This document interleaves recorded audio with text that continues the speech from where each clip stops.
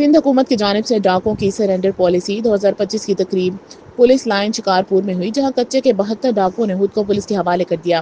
تقریب میں ڈاکوں کو جمع کرایا گیا، جدید اسلحہ بھی رکھا گیا، جس میں Kalashnikov, rocket launcher, anti aircraft gun سمیت دیگر جدید ہتھیار شامل تھے۔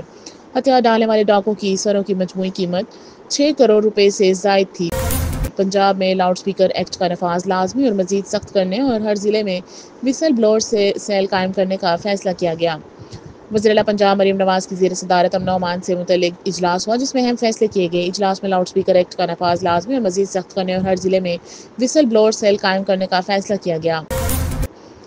امریکہ میں پاکستان کے سفیر رضوان سعید شیخ نے کہا ہے کہ پاکستان ماضی کی طرح چین اور امریکہ کے درمیان تعمیراتی کردار ادا کرنے کے لیے تیار ہے۔ انہوں نے فیوچر سیکیورٹی سمٹ سے خطاب کرتے ہوئے افغانستان سے جنم لینے والی دہشت گردی سے پاکستان کو سب سے زیادہ متاثرہ ملک قرار دیا۔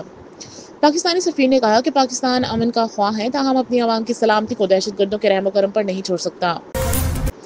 وزیر خارجہ مارکو روبیو نے کہا ہے کہ متعدد ملک غزہ کے لیے بین الاقوامی فورس میں حصہ لینے کو تیار ہیں۔